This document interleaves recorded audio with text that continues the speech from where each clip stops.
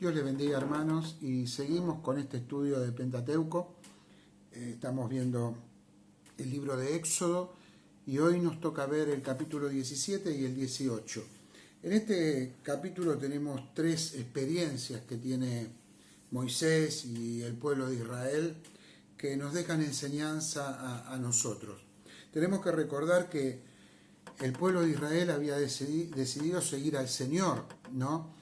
Después de haber estado tanto tiempo en Egipto, Moisés fue con el mensaje, ellos adoraron al Señor, decidieron obedecer a Dios, aunque luego en el desierto comenzaron los problemas.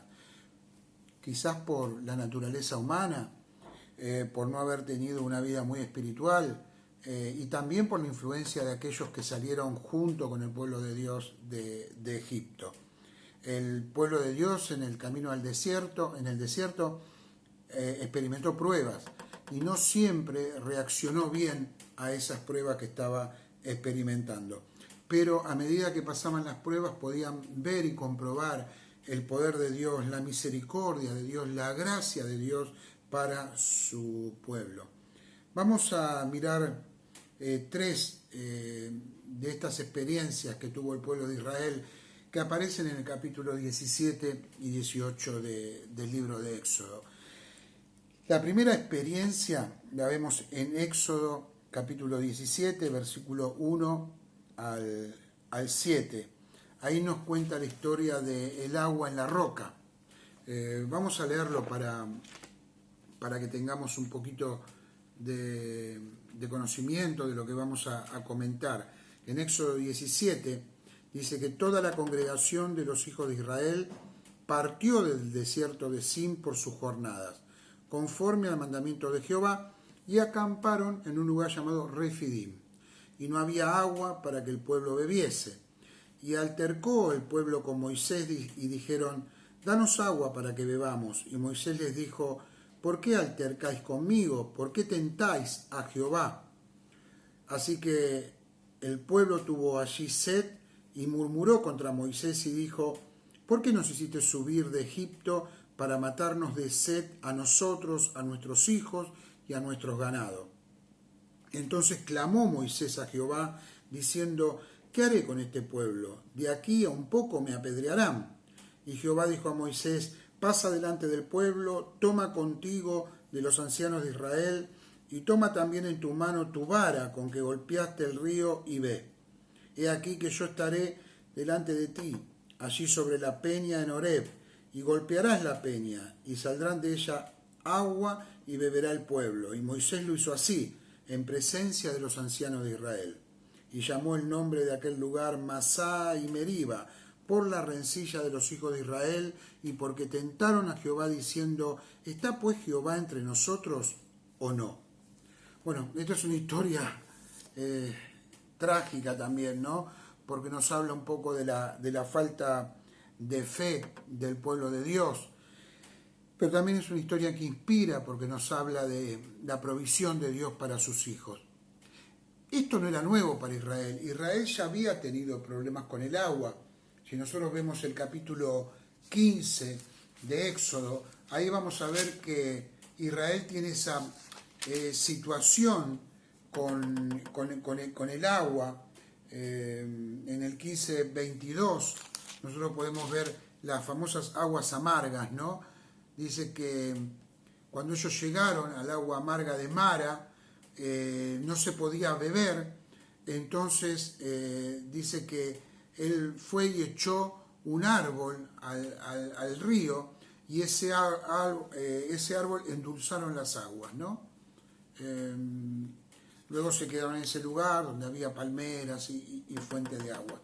Pero, hermanos, ya había pasado Israel por esa situación, había reaccionado mal en esa situación, y vuelve a reaccionar mal ahora, después de haber visto que en su primer momento, donde pasaron por primera vez por el problema de la sed, Dios había provisto para ellos.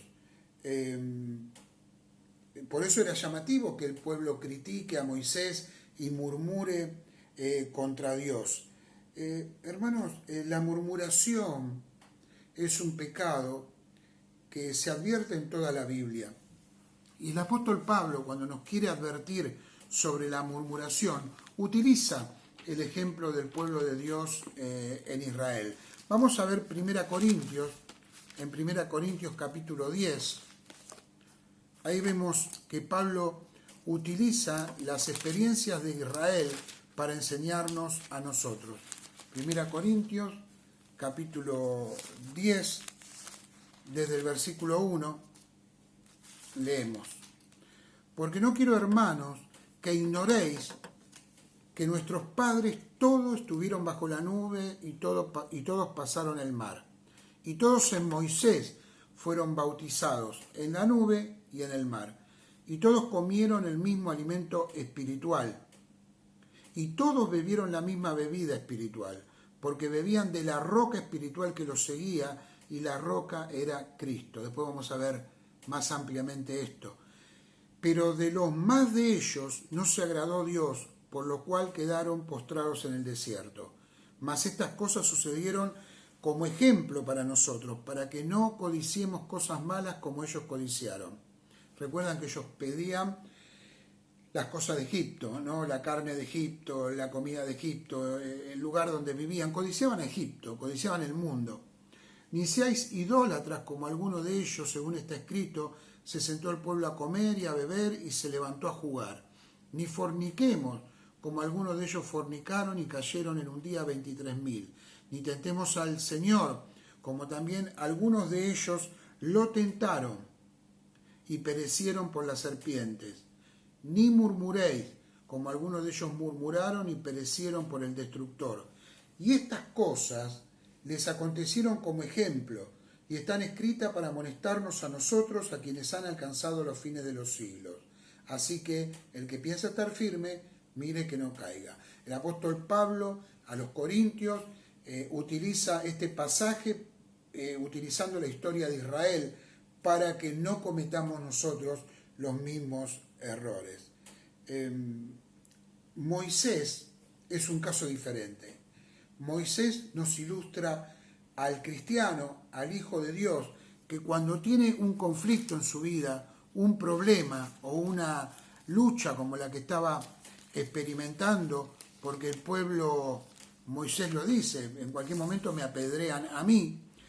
Moisés es el prototipo del creyente que va en busca de Dios cuando hay problemas.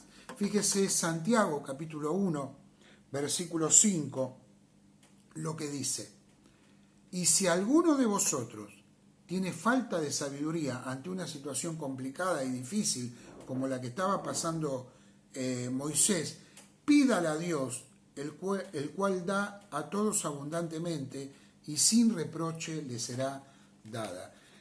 ¿Qué es lo que está diciendo acá?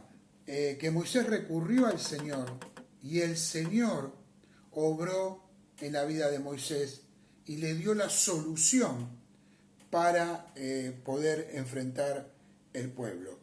¿Cuál fue la solución? Bueno, Dios instruyó a Moisés que agarre la vara, que vaya a la roca, que golpee la roca y de esa roca saldría agua.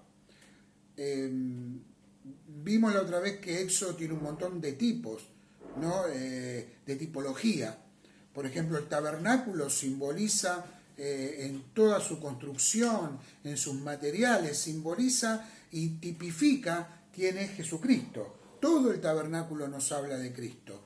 El Cordero Pascual, la sangre en el dintel, nos habla del sacrificio de Cristo en la cruz del Calvario. El maná, el mismo Jesús habla del maná como un tipo del mismo cuando dice: yo soy del pan del cielo que vine a la tierra.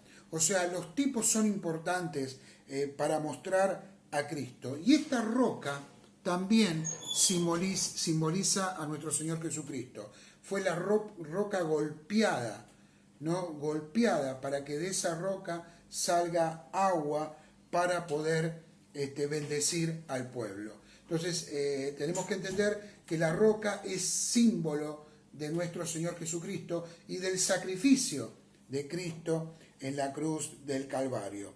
El golpe de la roca, el golpe a la roca, simboliza la muerte de Cristo en la cruz del Calvario. Esa roca fue golpeada, ¿no? Vamos a leer un poquitito ahí lo habíamos visto en 1 Corintios 10, versículo 4, dice, y todos bebieron de la misma bebida espiritual, porque bebían de la roca espiritual que los seguía, y la roca era Cristo. ¿Se dan cuenta? Ahí mismo el apóstol Pablo, inspirado por el Espíritu Santo, nos está diciendo, esa roca simbolizaba a Cristo. El golpe en la roca simboliza el sacrificio de Cristo hecho una vez y para siempre. Separen esto y guárdenlo. Una vez y para siempre. Hay alguien que no entendió eso y fue Moisés. Después lo vamos a ver. El golpe de la roca habla de la muerte de Cristo en la cruz, donde él sintió la vara de la maldición de la ley, ¿no? Del pecado. Después también vemos que el agua simboliza el Espíritu Santo. Y quiero que miremos un poquito lo que hemos visto hasta ahora de Éxodo 16 y 17. El orden que da es maravilloso. Nos habla de la vida de nuestro Señor. ¿Recuerdan que vimos en el Éxodo 16? Vimos el maná, el pan del cielo, ¿no? El orden acá es tremendo. En el capítulo 16 tenemos el maná que ilustra la venida de Cristo. La primera venida de nuestro Señor Jesucristo. La venida de Cristo a la tierra. En el capítulo 17 tenemos la roca golpeada. El sacrificio de Cristo en la cruz. Y también tenemos el agua que sale de la roca que nos está mostrando el Espíritu Santo, que fue dado después de que Cristo haya de ser muerto, resucitado y glorificado en Pentecostés. Entonces acá tenemos como un resumen de la vida de Cristo en estos dos capítulos del Éxodo. Nosotros entendemos bien la tipología por tener el Nuevo Testamento, pero Moisés parece ser que no lo entendió, porque primero no tenía el Nuevo Testamento y segundo desobedeció. En Números 20 nosotros tenemos una escena muy parecida. Ahí vemos que hay una segunda experiencia con la roca y que Dios le ordena a Moisés que vaya y le hable a la roca, que le hable a la roca, pero él por decisión propia decide que no era suficiente con hablar, que tenía que también volver a golpear la roca. No sabemos por qué Moisés hizo eso. Los siervos de Dios tenemos la tentación a utilizar métodos que funcionaron en algún momento y no entendemos que es el Espíritu Santo el que obra y no los métodos. Creemos que un mensaje predicado 2 veces va a tener el mismo efecto porque inconscientemente creemos que fue nuestra capacidad de preparar un gran mensaje. Sin embargo, un día ese mensaje funciona y a la otra vez no sentimos lo mismo. Porque es el Espíritu Santo el que está obrando. O creemos que invitar a tal predicador o decir frases que dicen otros predicadores nos van a ayudar de alguna manera y estamos negando el poder del Espíritu Santo en nuestra vida y nos estamos teniendo nosotros sobreestimados. En realidad no se trata de nosotros, se trata del Señor. Entonces puedo entender que Moisés hizo eso porque había funcionado la vez anterior. O quizás hizo eso para que él tenga una mayor preponderancia. Moisés golpeando la roca con la vara, entonces cuando golpea la roca el agua sale y quizás se queda con un poquito de gloria que le pertenece toda al Señor. No sabemos por qué lo hizo, pero Dios le dijo, hablale a la vara, a la roca, perdón, y Moisés fue con la vara y volvió a golpear la roca. Parece un error trivial, ¿no? Sin embargo, por ese error, por esa desobediencia, Moisés no entró a la tierra prometida. No entró a la tierra prometida por golpear nuevamente a la roca. Habíamos hablado del tipo, ¿no? y de la tipología. El primer video de Éxodo que hemos visto habla de eso, habla de los tipos, ¿no? ¿Qué fue lo que le pasó a Moisés? Bueno, Moisés arruinó el tipo. Moisés no tenía que hablarle no tenía que golpear la roca, porque la roca ya había sido golpeada. El sacrificio de Cristo es una vez y para siempre. Hoy no necesitamos que Cristo muera de nuevo. Él ya murió y ya pagó. Hoy lo que nosotros necesitamos es hablar, es pedirle, es adorarlo, es decirle cuánto lo amamos, es pedir en su nombre las cosas que necesitamos, es hablar y predicar en su nombre, no golpearlo, no crucificarlo nuevamente. Él ya pagó por nosotros en la cruz del Calvario. Ahí en 1 Corintios 10:4 lo hemos leído, ¿no? La roca es Cristo. Y veamos el segundo hecho que tiene que ver con esta enseñanza del pueblo de Israel. Vamos a mirar un poquito la segunda escena donde vemos al pueblo de Dios peleando contra un enemigo llamado Amalek. Este pueblo simboliza la lucha de nosotros contra el pecado, ¿no? Amalek es tipo de la carne, tipo del pecado que ataca al pueblo de Dios. Y esta es la historia de la guerra que tuvo el pueblo de Dios con Amalek. Hasta ahora, el pueblo de Dios había sido siempre defendido por el Señor. El Señor proveía, no tenían problemas, no habían tenido ningún tipo de batalla, no se habían enfrentado con nadie. Siempre Dios los guardó y los cuidó hasta el momento en que tuvieron que pelear, ¿no? Pero ahora el Señor decide que lucharía a través de su pueblo para vencer al enemigo. Lo haría a través de su pueblo. Entonces ellos cruzan el Mar Rojo y se encuentran con los amalecitas, que eran descendientes de Saúl. Y Israel, cuando se encuentra con ellos, comienza lo que sería una batalla. Vamos a leer un poquito cuáles fueron los preparativos para esta batalla y qué le dijo Dios a Moisés con respecto a esta batalla. Dice que entonces vino Amalek y peleó contra Israel en Refidim. Y dijo Moisés a Josué: escógenos varones y sal a pelear contra Amalek. Mañana yo estaré sobre la cumbre del collado y la vara de Dios en mi mano. E hizo Josué como le dijo Moisés. Me gusta esta frase, ¿no? Hizo Josué como le dijo Moisés.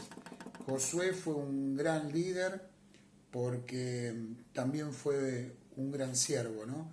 Un hombre que obedecía.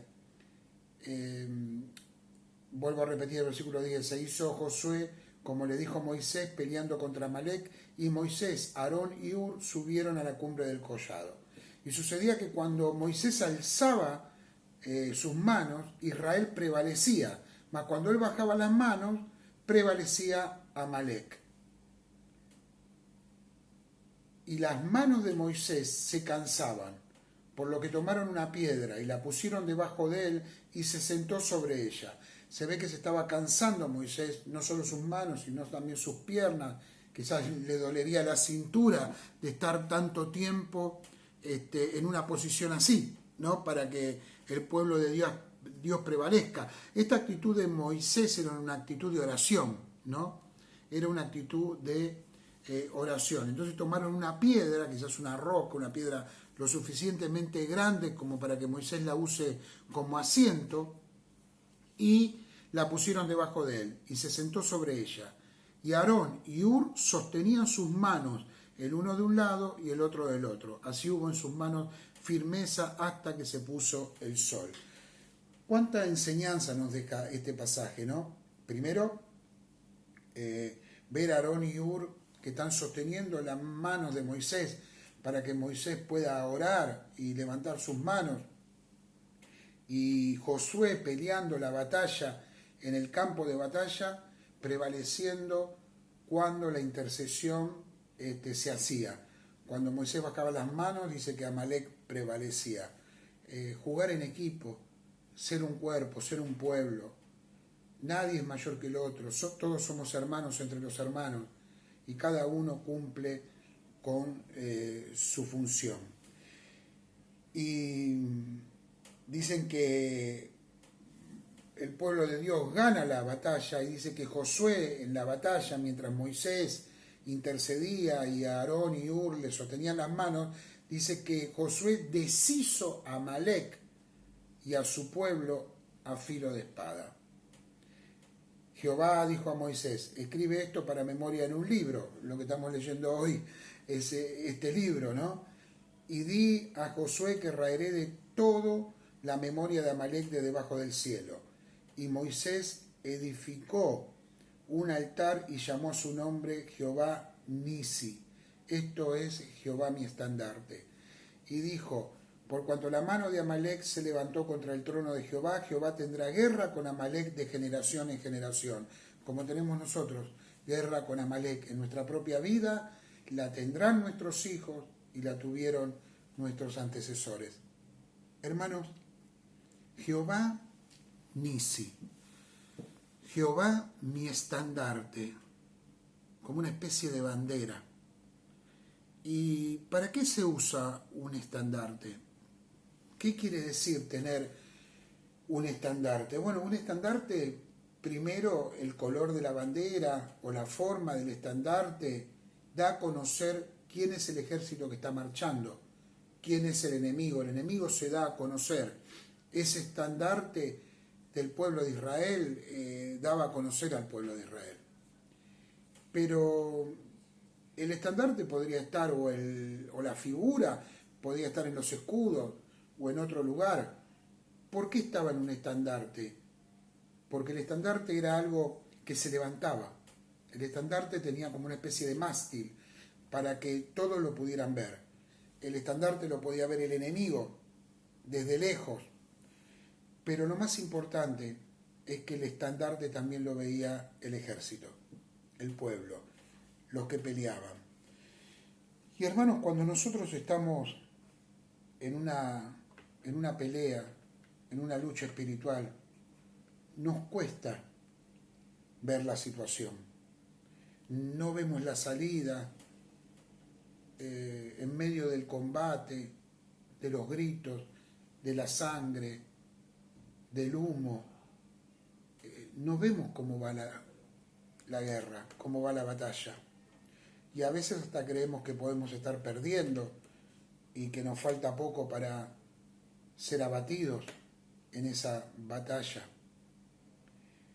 Cuando uno está peleando en una batalla, no ve más allá de sus narices, no ve el futuro, no ve la situación, pero hay un general arriba, en un collado, que está mirando la situación, y ese general sabe cuando el ejército tiene que retroceder, cuando se tiene que replegar, cuando tiene que avanzar, cuando tiene que defender un flanco que está siendo debilitado, o atacar por otro lado, o quiénes tienen que atacar, si van a ser arqueros, si va a ser la infantería, ¿no? Lo sabe el general, porque el general tiene un panorama de todo lo que está sucediendo. El soldado no lo sabe. ¿Cómo se anima un soldado en medio de la batalla? ¿Cómo nos animamos nosotros en medio de una pandemia, de una crisis, de un problema de salud, de un problema familiar? Cuando nos bajoneamos, cuando estamos mal, ¿cómo nos animamos? El estandarte. El soldado en la batalla no podía ver qué pasaba más allá, pero si algo podía ver era el estandarte. En medio de la batalla, cuando la batalla era más dura, más difícil, cada soldado podía mirar hacia arriba y ver el estandarte. Ver la bandera del Señor. Ver que el Señor estaba ahí. Y el estandarte da ánimo. el estandarte da fuerzas. El mirar a Cristo, que es nuestro estandarte. El mirar a Dios, que es nuestro estandarte. Porque acá no está diciendo que el estandarte es un trozo de tela. Está diciendo Jehová es mi estandarte. Y hermanos, cuando estamos mal, cuando estamos tristes, cuando estamos agobiados, cuando ya no tenemos fuerza, miremos el estandarte, miremos al Señor. Y cuando miramos a Dios en medio de la batalla, vamos a saber algo, que no hay otro resultado que no sea la victoria. Una hermosa experiencia.